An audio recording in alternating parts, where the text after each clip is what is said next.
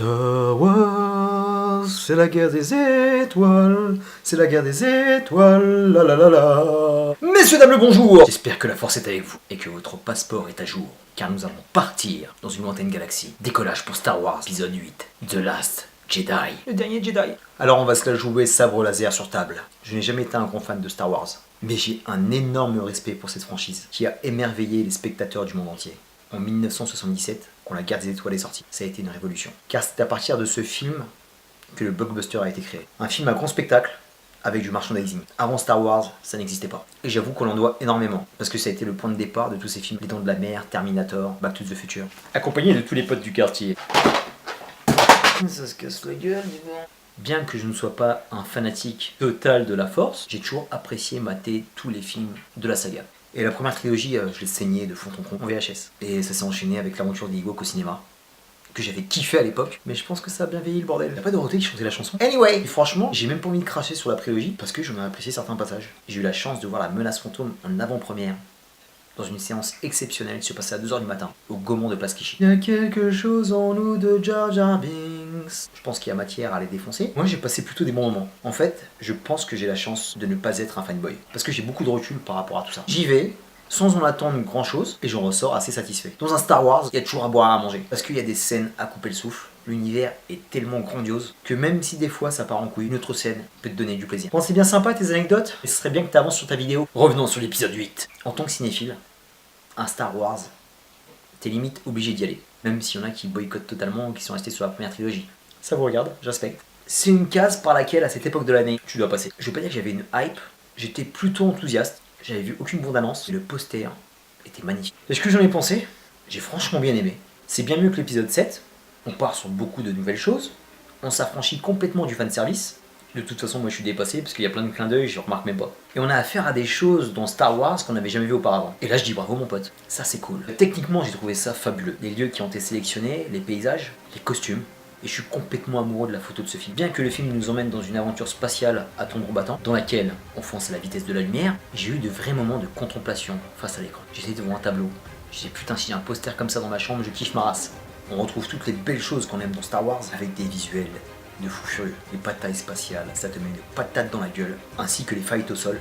C'est vraiment une grande réussite. Nos amis de la résistance, ils s'en prennent plein la gueule. Parce que le premier ordre découpe à tout va. Ils sont très vénères, ça c'est cool. J'ai aussi beaucoup aimé l'esprit de sacrifice des différents personnages. Beaucoup de scènes qui m'ont fait penser à Pearl Harbor, mais du côté japonais. Un truc qu'on avait un peu retrouvé dans Rogue One. Il y avait un esprit de corps, un esprit de sacrifice qu'on avait un peu oublié dans Star Wars. Et ça c'était fort de la part des soldats. C'est la guerre, il y a ses conséquences. On sait qu'il va y avoir beaucoup de pertes, et là on est en plein dedans. Such a good point. Les plans caméra, les production design, et le travail sur les couleurs. Bon, Star Wars c'est ouf. Aux réalisations, au niveau visuel, c'est mon Star Wars préféré, parce qu'il y a beaucoup de richesse au niveau des différents décors. C'est de la bombe. Un des points forts de cette saga, même par rapport à l'épisode 7, ce sont les personnages et le casting qui a été choisi au millimètre. Comparé à leurs aînés, tous ces acteurs possèdent de vrais trognes. De la vraie gueule. À part Miss Rey, qui est un peu plus belle que la moyenne, ils ont tous des gueules normales ou pas des gueules de porte-bonheur. Et là, on peut s'identifier à ces personnages. Quand je vois leur coupe de cheveux, quand je vois leur physique, ça me parle. Quand je pense à leurs aînés, qu'on voit Harrison Ford, qui est un bel homme, quand je vois la tête de Minet, de Mark Hamill, dans la première trilogie, et la bombasse qui était Carrie Fisher, c'était des icônes. Quand je vois ce qui se passait sur la prélogie en prenant Hayden Christensen, qui est un mannequin H&M du pauvre, ne me parle pas. Mais là c'est excellent. On n'a pas pris des acteurs tête d'affiche, on a pris des acteurs en devenir. À part Oscar Isaac qui est un acteur confirmé, les autres sont au balbutiement de leur carrière. Very cool. Le casting a été fait avec une intelligence qui est rare sur les grosses franchises. Des personnages qui nous ressemblent. Quand je vois la ganache d'Oscar Isaac avec sa coupe de Holoto, franchement, le mec me fait penser à mes oncles du bled. Je trouve ça génial. On reste sur les personnages.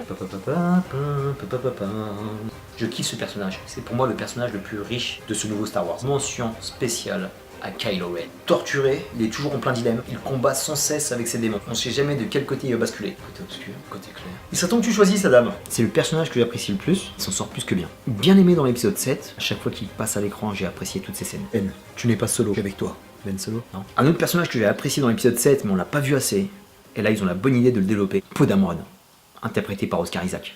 Une tuerie. C'est la tête brûlée pilote qu'il fallait à Star Wars. Franchement, il a tenu toutes ses promesses. J'ai aussi bien kiffé l'arc de Finn, et toutes les interactions qu'il avait avec le personnage de Rose fonctionnaient super bien. Je ne vais pas dire dans sa globalité, mais bien aimé l'humour. Et du côté des old school, mention spéciale à Princesse Leia. C'est peut-être la plus belle performance qu'elle a fait dans la saga. La meuf, elle est en mode poids lourd. C'est le rôle de sa vie. Elle tire sa révérence de la plus belle des manières. Une très belle performance post-mortem. Paix à ton âme. Vu que j'ai pas suivi du tout la promotion de ce film, je ne savais même pas qu'il y avait Benicio del Toro et Laura Dern. C'est la classe. Belle surprise de le voir ici, ainsi que Laura Dern. Par contre, ma cocotte, la coupe de cheveux, ils t'ont pas gâté du tout.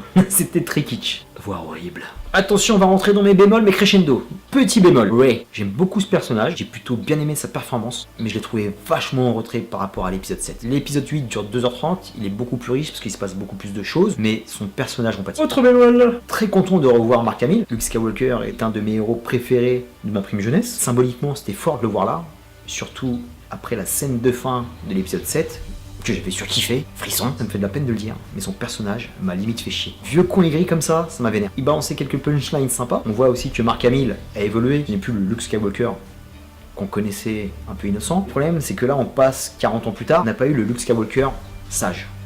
On a eu le vieil aigri, limite un peu désespéré et coupé du monde. Dommage pour mon Luke. Lucky Strike. Autre chose où je suis resté sur ma faim, les combats au sabre laser. Il y avait une scène qui mettait l'eau à la bouche, le design rouge qu'il y avait autour de Snoke, il était magnifique. Et les différents combats au sabre m'ont laissé pantois. Ça m'a absolument rien fait. Je vais pas dire que c'était nul, mais je m'attendais quand même à beaucoup mieux.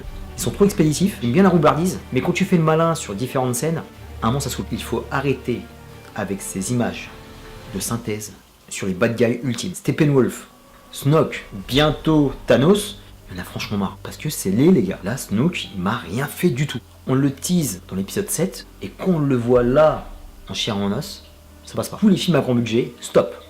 Maquiller des personnages, s'il vous plaît, c'est faisable. Il y a des maquilleurs de talent qui peuvent faire des choses grandioses. Prenez-les. Arrêtez l'hémorragie. En citation. Capitaine Phasma, l'actrice qui l'incarne, je la kiffe. Brienne de Game of Thrones. Vu dans l'épisode 7, avec sa magnifique tenue, j'étais complètement fou. Je pensais qu'ils allaient développer dans l'épisode 8. Et pareil, expédié. Je kifferais qu'un jour, ils donnent un peu plus de consistance aux méchants. Là, la meuf, on la voit que dalle. En plus, un personnage féminin, bad guy, on en a besoin. Très frustrant. Pas content du tout. Il y a pas mal de questions qui étaient posées sur l'épisode 7, et là aussi, de la merde. À un moment, vous nous donnez des réponses, mais il faut pas les donner comme ça, les gars. J'ai trouvé ça super bâtard de votre part. Pas d'accord du tout. Les gars, on est dans Star Wars. Qu'est-ce que c'est que ce mauvais goût? Il y avait des trucs à l'écran, ras des pâquerettes. Pour conclure, je me permets de vous conseiller d'aller voir ce Star Wars. Un putain de bon spectacle. Un film qu'on doit voir en salle. Un film qu'on ne doit pas bouder. Tu vas passer un bon moment. Il faut y aller. Même si je reconnais qu'il y a eu quand même des belles prises de risques, il manque un petit chouïa quand même. Il manque encore le dépassement qui te met la grosse patate dans la gueule. Un bon film, c'est même un super film, mais il manque la petite étincelle encore. J'espère qu'on l'aura sur l'épisode 3. Ou un épisode 9, c'est un peu mieux rebeu. Par rapport à son nouvel opus, il y a beaucoup de fraîcheur. Toutes les péripéties sont plutôt bonnes, tout est plutôt bien agencé. J'espère franchement que la trilogie sera conclue de manière magistrale et qu'on ne retombera pas sur certains travers. Please. Le prochain, c'est le solo de Han Solo. Il ne me fait rien du tout. Très inquiétant. Est-ce que c'était nécessaire de faire un spin-off sur Han Solo? Pas sûr. Pas sûr du tout. Pourquoi pas encore des Ewoks? Ils sont où les Ewoks d'ailleurs? Terminus pour Star Wars The Last jeudi. Je te dis à très bientôt pour une prochaine vidéo. D'ici là, porte-toi bien. Paix à toute la galaxie. Peace.